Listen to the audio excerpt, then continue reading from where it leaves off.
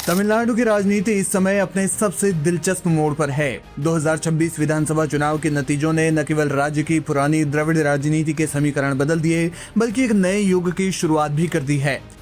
अभिनेता से राजनेता बने थलापति विजय की पार्टी टीवीके 108 सीटों के साथ सबसे बड़ी पार्टी बनकर उभरी है, लेकिन बहुमत के जादुई आंकड़े यानी 118 से 10 सीट दूर होने के कारण सत्ता की चाबी अब गठबंधन की राजनीति के हाथों में है।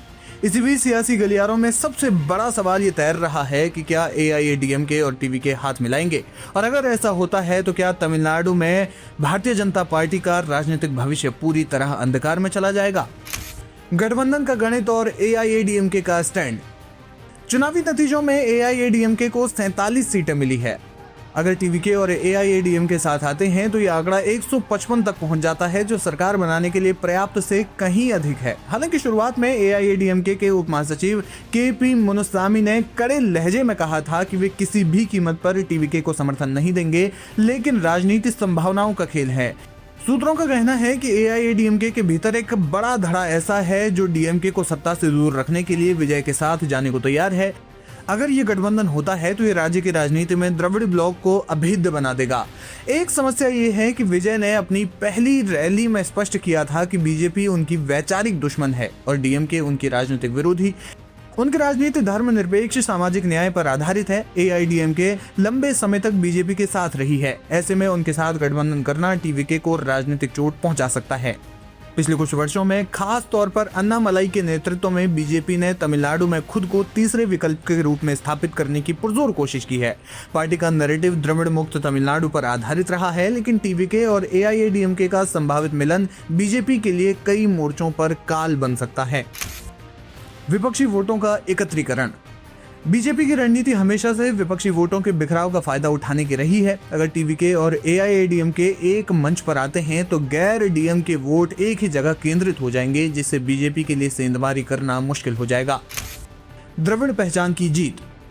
विजय की टीवीके धर्मनिरपेक्ष सामाजिक न्याय की बात करती है, जो द्रविड़ विचारधारा के करीब है। एआईएडीएमके और टीवीके का साथ आना ये संदेश देगा कि तमिलनाडु की मिट्टी अभी भी क्षेत्रीय गौरव और द्रविड़ पहचान को ही प्राथमिकता देती है, जिससे हिंदुत्व कार्ड कमजोर पड़ जाएगा।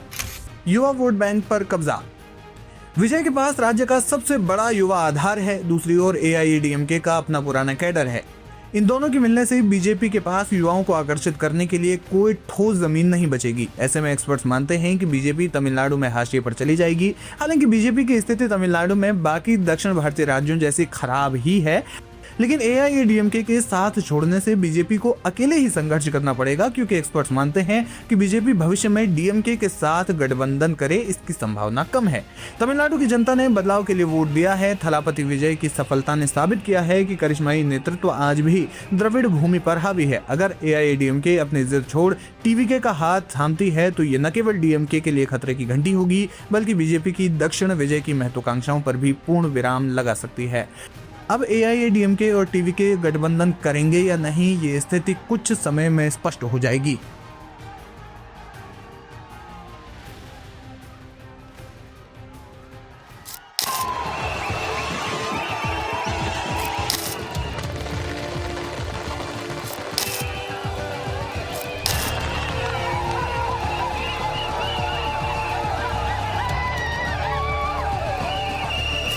तमिलनाडु की राजनीति में दशकों से चली आ रही द्रविड़ियन द्वंद्व की दीवारें आज ढह गई हैं। सिल्वर स्क्रीन पर अपनी चमक बिखेरने वाले थलापति विजय ने वो कर दिखाया जिसकी कल्पना कुछ महीने पहले तक राजनीतिक पंडित भी नहीं कर रहे थे।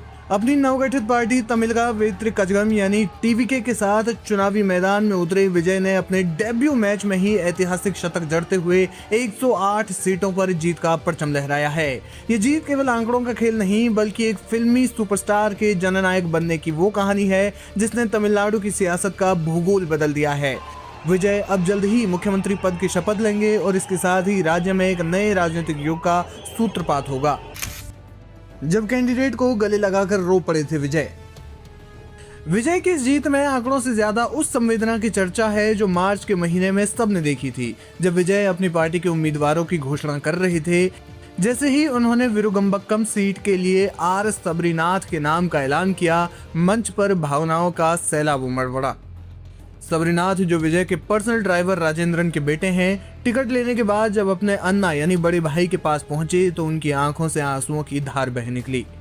ये केवल एक राजनेता से टिकट मिलने की खुशी नहीं थी, बल्कि 3 दशकों की वफादारी, संघर्ष और अपनेपन का निचोड़ था। सबरीनाथ ने जैसे ही झुककर विजय के पैर छुए, वो फफक फफक कर रो पड़े। विजय ने उस पल जो किया, उसने उन्हें राजनेताओं की भीड़ से अलग खड़ा कर दिया। विजय ने न केवल सबरीनाथ को सहारा देकर उठाया, बल्कि एक बड़े भाई की तरह उन्हें कसकर गले लगा लिया। कैमरे में कैद वे दृश्य आज भी रोंगटे खड़े कर देते हैं, जहां विजय खुद भावुक थे, लेकिन अपने हाथों से सबरीनाथ के आंसू पहुंच रहे थे और उन्हें चुप करवा रहे थे। उस आलिंगन में एक सुपरस्टार का अहंकार नहीं, बल्कि एक दोस्त और एक संरक्षक का अटूट प्रेम था। पास ही खड़े पिता राजेंद्रन की भी आंखें नम थी, जो 1992 में विजय की पहली फिल्म नालैया थीरपू के समय से उनके साथ साई की तरह खड़े रहे हैं। विजय ने राजेंद्रन के बेटे आर सबरीनाथ को विरुगंबक्कम सीट से चुनावी मैदान में उतारा था। सबरीनाथ ने अपनी सीट पर शानदार जीत दर्ज कर यह साबित कर दिया कि थलापति का उन पर भरोसा सही था। इंटरनेट पर वो पल एक बार फिर से वायरल हो रहा है, जब मार्च में टिकट वितरण के दौरान सबरीनाथ अपने नेता के पैर छूकर भावुक हो गए थे। उस वक्त विजय ने केवल टिकट ही नहीं दिया था, बल्कि एक बड़े भाई की तरह सबरीनाथ के आंसू पोंछकर उन्हें गले लगाया। एक ड्राइवर के बेटे का विधानसभा पहुंचना विजय की उस राजनीति का प्रमाण है, जहां वफादारी को वंशवाद से ऊपर रखा गया है। वफादारी का मिला इनाम। विरुगंबक्कम से सबरीनाथ की जीत केवल एक विधानसभा क्षेत्र की जीत नहीं, बल्कि उस भरोसे की जीत है जिसे विजय ने अपने पसीने से सींचा है। आलोचकों ने अक्सर कहा था कि विजय राजनीति में टिक नहीं पाएंगे, लेकिन उन्होंने अपने ड्राइवर के परिवार को सशक्त बनाकर वंशवाद की राजनीति करने वालों को करारा जवाब दिया। फिलहाल चेन्नई की सड़कों पर समर्थकों का हुजूम उमड़ पड़ा है। आतिशबाजी और ढोल नगाड़ों के बीच लोग कह रहे हैं कि जीत एक फिल्म की सफलता जैसी नहीं, बल्कि एक नए युग के जन्म जैसी है। विजय जल्द ही मुख्यमंत्री पद की शपथ लेंगे और उस ऐतिहासिक पल में उनके बगल में राजेंद्रन और सबरीनाथ जैसे लोग भी होंगे, जो इस बात का प्रतीक होंगे कि विजय की सत्ता में आम आदमी की सीधी हिस्सेदारी है।